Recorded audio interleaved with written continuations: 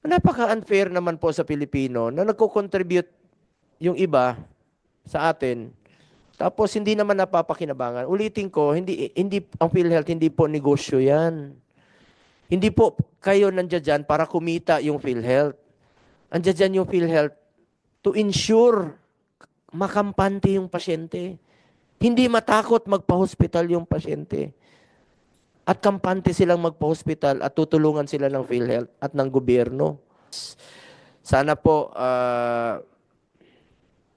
President Ledesma, yung inyong pinangako, tinagurian pa naman kitang boy promise. Sana po maging boy tupad ka na po ngayong 2025 at inyong mga reforms na pinangako ay matutupad. Babalikan lang kita, President Ledesma. Nung July 30, isa to sa ating pinag-usapan. At naniniwala ka ba na kung na-implementa mo na itong mga increases, expand benefit packages, increase case rates, nung napaaga po ang inyong pag-implement dito, kaysa last few days nyo lang po na-implementa, naniniwala ka ba na hindi kayo magkakaroon ng excess funds at hindi kukunin ng National Treasury? Kung napaaga yung decision mo to increase case rates, expand benefit packages, hindi ba tayo aabot sa puntong ganito na ipinabalik sa inyo yung inyong excess funds na zero po kayo sa inyong budget for 2025 dahil na-discover yung reserve fund? Kung minadali mo noon, inagahan ninyo ang implementation ninyo. Thank you for your question, Mr. Chair. Pakisagot lang, yes or no lang muna. Actually, Kung Mr. napaaga yung implementation nyo ng increasing case rates, na-expand yung benefit packages, nakinabang yung mga pasyente nating mga mahirap, hindi tayo abot sa puntong mawawalis yung inyong excess funds. Yes or no?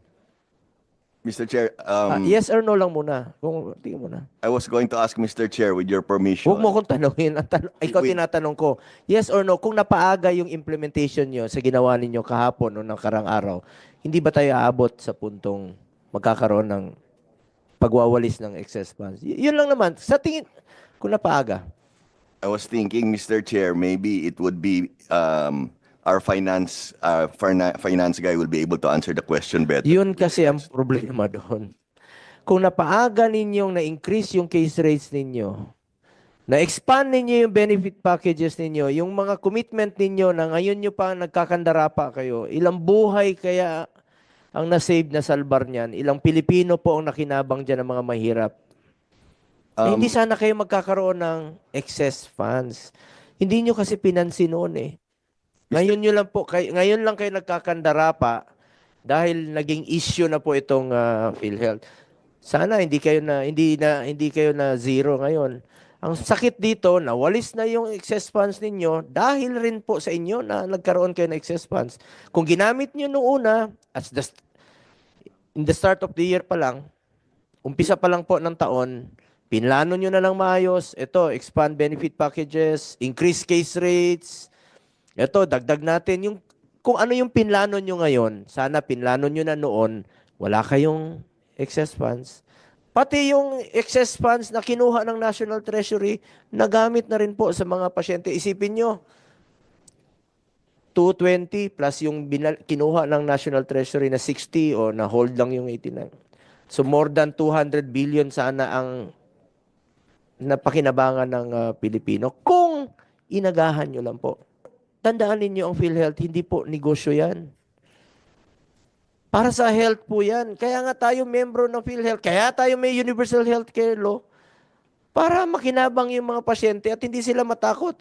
And yet, we are still very far from full implementation of the Universal Healthcare Law. Sangayon po kay Senator JB, mag-oversight tayo. Ito, parang oversight na rin itong ginagawa natin eh. To update people. To update you na gawin niyo po ang inyong trabaho. Ang hirap kasi rito, natutulog po inyong pondo. Tapos, membro po tayo, ang Pilipino po, membro po ng PhilHealth. Yung i-konsulta ninyo, magtanong kayo sa Pilipino. Kukunti lang po nakakaalam ng i-konsulta sa ngayon. Napaka-unfair naman po sa Pilipino na nagko-contribute yung iba sa atin, tapos hindi naman napapakinabangan. Ulitin ko, hindi ang PhilHealth, hindi po negosyo 'yan. Hindi po kayo nandiyan dyan para kumita yung PhilHealth. Andiyan dyan yung PhilHealth to ensure makampante yung pasyente. Hindi matakot magpa-hospital yung pasyente. At kampante silang magpa-hospital at tutulungan sila ng PhilHealth at ng gobyerno. Masyadong umaasa yung mga kababayan natin, nagmamakaawa na tuloy sa iba't ibang ahensya ng gobyerno. Sabi ko nga, hindi po, ang PhilHealth, hindi po ito business enterprise. Dapat po, please spend and expand programs para sa social health expenditures natin. Gamitin niyo po yung pondo for social health expenditures para hindi na sila masyadong umasa sa MAIPIP, dito sa tulong ng iba't ibang ahensya. Isipin niyo na lang po, for example, kung tumaas ang inyong counterpart ng PhilHealth pag na-admit tayo, hindi na nila kailangan lumapit magmamakaawa sa PCSO, sa DOH, sa DSWD, sa politiko, para humingi ng tulong. Kasi kayo na mismo nag-insure na meron silang matatanggap na sapat na benepisyo sa health. Yun lang naman po pakiusap natin. Planuhin nyo po parati na ito, in compliance with the law, pasok kayo doon sa reserve fund ninyo. Mandated naman ng UHC yan na may reserve fund kayo. Tapos yung syntax law, maglalaan ng pondo. Alam nyo, yung syntax law, inilaan po yan. 2023, naka-earmark yan para ilagay dapat sa PhilHealth. Ngayon, na-zero kayo. So, ang gawin ninyo, planuhin ninyo sa susunod na taon na in compliance with the law, simple, common sense lang po yan, sir. Hindi tayo magkakaganito kung pinlano nyo na po ng maaga ng PhilHealth. Wala kayong excess funds, wala kayong ganong ballooning reserve fund. While we pointed out that the agency's lapses is not utilizing more efficiently such funds, I believe that it does not give justice to deprive PhilHealth of the government subsidy. It is the poor, the hopeless, and the oppressed Filipinos who will suffer ultimately. Hindi po ang PhilHealth ang napaparusahan dito, kundi ang milyon-milyong pasyente na umaasa po sa PhilHealth. Paano na lang po ang Pasko natin nito? Paano na lang po ang Pasko ng mga kababayan natin? Andiyan dyan yung pangamba. Bakit zero? Paano kami magpapa-hospital? Paano na lang pag nagpa-hospital kami? Tutulungan ba kami ng PhilHealth? While we previously called for scrutiny of the PhilHealth budget, sa totoo lang, ayaw kong ma-zero ang subsidy sa inyo. Dahil nawala na nga kayo ng pinalipat na excess funds sa National Treasury. Salamat sa Supreme Court at pinigilan nila yung natitirang 29.9 billion. Subalit, yung 60 billion, nawalis na. I do not agree that we should completely defund subsidy for PhilHealth. This is unacceptable and anti-poor. Does not solve the problem. In fact, it creates another problem. Ulitin ko, nawalis na nga ang excess fund, na zero pa ang budget ninyo sa 2025. I also want to highlight that the UHC law mandates that the amount necessary to implement the provisions of the UHC shall be included in the GAA and shall be appropriated under the DOH and the national government subsidy to PhilHealth. May pinanggagalingan po yan, parte po ng koleksyon mula sa syntax sa ilalim ng Republic Act 11346 o Republic Act 11467 ay nakalaan po dapat sa implementasyon po ng UHC, kabilang na ang subsidy po para sa PhilHealth. Salamat sa ating principal sponsor ng UHC law. Pinaglaban niyo po ito. We want also to seek clarification with the experts on the legality of this move to defund PhilHealth. Ipinasa ng Kongreso ang batas na binubuwisan ng ilang syntax products para mapunta sa health at implementasyon ng UHC. Ang tanong dito, saan napunta ang budget na dapat para sa PhilHealth? Kung may tinanggal na budget sa PhilHealth dahil kulang ang benepisyong binibigay nila, dapat po sa health po ito. Kaya nga po, PhilHealth. Hindi po dapat sa iba gagamitin ito. Concern ko lang po dito sa PhilHealth naman, kayo po'y, ano sa health nga eh. Hindi naman kayo, hindi naman negosyo yung PhilHealth. Pangkalusugan po yan. Ano ho ba ang prioridad ninyo sa ngayon? Tingnan nyo po, ang daming mga pasyente naghihingalo, hindi nila alam saan sila humingi ng tulong para sa pagpapa-hospital. Yung iba ayaw na pong magpa-hospital. Takot magpa-hospital. Ayaw magpa-hospital. Maraming na-admit dyan. Kung ano yung binayad nila, kinalta sa sweldo, mas ang kukonti pa yung, halimbawa, provincial health officer po ng Camarines sa Norte. Na-admit siya, 4 million.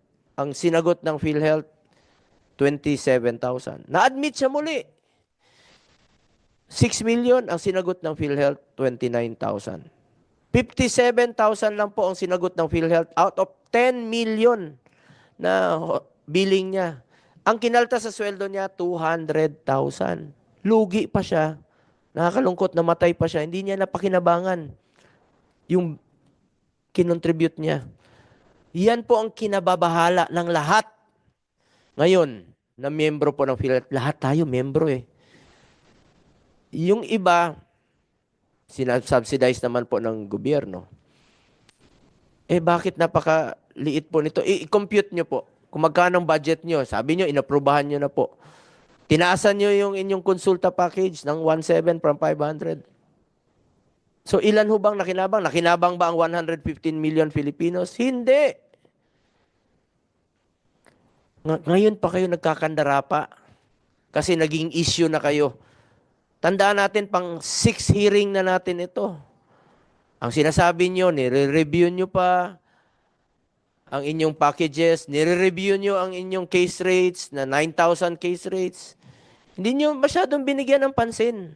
Ngayon kayo nagkakandara pa dahil naging controversial na po ang PhilHealth. Kung hindi naging controversial ang PhilHealth, wala. Relax lang kayo. Nagplano pa kayong mag-party. Gagastos ng mahigit 100 milyon. Wawa naman yung Pilipino. Konsensya naman kayo. Saan napunta ang budget? Yun ang tanong natin dito. There is also a provision in the Universal Healthcare Act that premium subsidy for indirect contributors shall be included annually in the General Appropriations Act. Nasa batas po na dapat bayaran ng gobyerno ang premium para sa mga indirect contributors at mga walang kakayahang magbayad ng premium. Para na rin pinabayaan ng gobyerno ang kanilang responsibilidad na bayaran ang premium ng mga indirect contributors kung walang subsidy na ibibigay. Kaya nga po may nagsasabi sa social media na bakit pa sila magbabayad sa PhilHealth kung ang gobyerno mismo ay tinatalikuran nito ang responsibilidad na magbayad ng premium. Kung hindi magbabayad ang gobyerno ng premium para sa indirect contributors, para na rin nating inaasa sa mga indirect contributors at sa mga manggagawa ang pagsusustain sa PhilHealth. Kaltas po ito sa sweldo. Pinagpawisan po ito ng ating mga kababayan. Dapat makinabang ang mga direct contributors dito. Dapat yung binayad nila, mas malaki pa yung makukuha nila. Meron dyan buntis, mag-asawa. 40,000 yung na-contribute nila yearly sa PhilHealth. Noong nanganak, 20,000 lang yung na-avail nila. Ang problema, mandated silang mag-contribute. Marami pong galit. Maraming nalulungkot. Maraming nasasaktan PhilHealth.